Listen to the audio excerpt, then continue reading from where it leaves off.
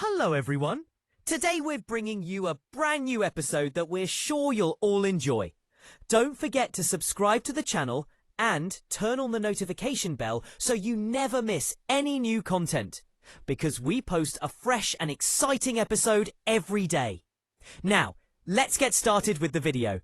Enjoy watching! There is a strange silence falling over the sports media world right now. A silence that speaks louder than any shouting match on daytime television. For months, the narrative was set in stone. The experts told us he was arrogant. They told us he was a product of nepotism, a flashy college kid with a famous last name who would crumble the moment he stepped into the big leagues. But something unexpected happened. The script flipped. The very voices that spent the entire off-season tearing Shedeur Sanders down are now scrambling to rewrite history. We aren't just witnessing a change of opinion. We are watching a complete system failure of the mainstream media's agenda. And the most shocking part, they hoped you wouldn't notice they were wrong. Let's start with the loudest voice in the room, Colin Cowherd. If you've been following the coverage of Colorado football, you know that Cowherd hasn't just been critical, he's been dismissive. Just a few months ago, he treated Shedeur Sanders like a sideshow. He didn't just question Shedeur's arm talent, he questioned his reality. Cowherd famously mocked the idea of Shedeur succeeding at the next level, suggesting that his draft stock was being artificially inflated by his father, Deion Sanders. The commentary was brutal. It wasn't analysis. It was a character assassination wrapped in a sports segment. Cowherd painted a picture of a quarterback who was all hype and no substance. He utilized his massive platform to drive home the idea that Shedeur was a day 3 pick at best, a player who would be humbled the moment he faced real competition. The arrogance in his delivery convinced millions of viewers that Shedeur was a fraud. Cowherd seemed so sure of himself, so confident in his assessment that Shedeur was merely a college phenomenon that wouldn't translate to the pros. But as we know, confidence without evidence is a dangerous game, and Cowherd was about to lose it in spectacular fashion. But Cowherd wasn't alone on this island of doubt. Enter Dan Orlovski. This betrayal felt different, because Orlovski isn't just a talking head. He brands himself as a quarterback guru, a guy who understands the X's and O's. When Orlovski spoke, people listened because they assumed it was coming from a place of technical expertise. Yet, his attacks on Shedeur felt personal. Orlovski didn't just critique footwork. He attacked Shedeur's personality. Remember the interviews? Orlovski took aim at Shedeur's demeanor, labeling him as immature and nonchalant. He tried to spin a narrative that Shedeur didn't care enough, that he treated the game like a joke. He even went as far as calling him one of the worst throwers in the draft class during the preseason. Think about the weight of that statement. A former NFL quarterback looking at a young talent and telling the world he can't throw. It was a calculated move to lower Shedeur's stock. Orlovski seemed eager to see him fail, dissecting every clip to find a flaw, seemingly ignoring the flashes of brilliance that were right in front of his face. But the film doesn't lie, even if the analysts do. Then came the games, the moment where the talking stops and the playing begins. This is where the media narrative collided headfirst with reality.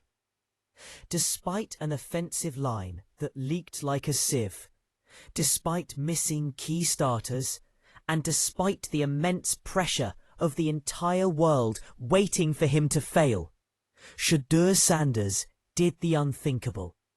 He didn't just survive, he dominated. We're not talking about managing a game. We are talking about dropping back, facing immediate pressure, and still delivering strikes downfield. The specific performance that broke the critics' backs involved Shedeur throwing for over 400 yards. But context is everything here. He did this while his team was depleted. He didn't have a clean pocket. He didn't have a perfect running game to lean on. He put the entire program on his back and carried them. It was a display of grit, toughness, and elite arm talent that shattered every single soft label the media had placed on him. It was the kind of performance that forces you to look in the mirror and ask if you've been watching the same player as everyone else. Now, watch the shift. It didn't happen with a loud apology or a press release. It happened in the tone. Fast forward to this week, and Colin Cowherd looks like he's seen a ghost. The arrogance is gone, replaced by a stuttering, hesitant praise that feels incredibly forced. Suddenly, the kid he dismissed is NFL ready. Suddenly, the quarterback who wasn't good enough is a franchise savior. Cowherd is now on air suggesting that Shedeur Sanders could be the starter for the Cleveland Browns as soon as next year. Let that sink in. He went from mocking him to placing him as the starter for an NFL franchise in the span of a few weeks. Cowherd noted that despite the chaos around him, Shedeur looked like a pro. He admitted, almost painfully, that Shedeur is showing glimpses of dominance that are undeniable. It's the classic, if you can't beat them, join them tactic. Cowherd realizes that if he keeps hating, he loses his credibility. So he's pivoting, trying to pretend he saw this potential all along. But the internet never forgets. We remember the insults. We remember the doubt. And this sudden change of heart reeks of a desperate attempt to stay relevant. If Cowherd's pivot was embarrassing, Dan Orlovski's was a total humiliation. The man who called Shedeur one of the worst throwers is now sitting in front of a teleprompter breaking down film and calling him elite. In a recent segment, Orlovski didn't just compliment Shedeur, he analysed him like a fanboy. He pointed out the under-center bootlegs, the way Shedeur manipulates the defense with his eyes, and his pocket presence. Orlovski was forced to admit that Shedeur is playing faster than anyone expected. The irony is thick enough to cut with a knife. The things Orlovski is now praising, the processing speed, the maturity in the pocket, are the exact things he claimed Shedeur lacked. He called the performance high-level NFL quarterback play. This is a complete 180-degree turn. Orlovski has realized that his bias was showing, and now he is overcompensating. He's gone from being Shedeur's biggest critic to his loudest cheerleader, solely because the footage gave him no other choice. It proves that the initial hate wasn't based on football. It was based on a narrative they wanted to sell. This brings us to the most interesting part of this new reality, the NFL projection. The media is no longer asking if Shedeur will get drafted. They are arguing about where he will start. The mention of the Cleveland Browns is significant. It implies that Shedeur is ready to step into a chaotic NFL organization and fix it immediately. That is a burden you only place on elite talent. Cowherd and Orlovski are now using Shedeur's name to generate clicks for the draft season, linking him to top-tier franchises. They are talking about him as a solution. This is the ultimate vindication for the Sanders family. The Day 3 talk has vanished. The nepotism claims have evaporated. Now it's strictly business. They are discussing him as a top 5 talent. This shift exposes how fickle sports analysis really is. One day you are a bust. The next day you are the face of a franchise. It shows that Shedeur didn't just beat the opposing defenses.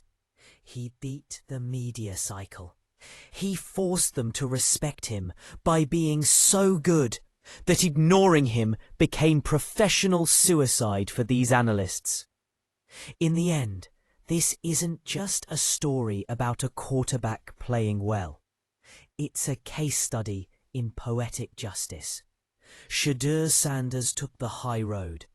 He didn't go on Twitter and fight with Cowherd. He didn't make reaction videos calling out Orlovski. He put his helmet on, tied his cleats, and threw for 400 yards. He let his game do the talking. And right now, his game is screaming. The critics have been humbled. Their voices, once booming with mockery, are now soft with admiration. They are eating their words, one segment at a time. And as Shedeur continues to rise, one question remains for the viewers. How much of what these experts say is real analysis, and how much is just noise? Shedeur proved the noise wrong. And as he prepares for the next level, the only thing louder than the critics' apologies is the roar of the crowd watching him shine. But the season isn't over. And something tells me Shedeur Sanders has a few more shocks left for the world.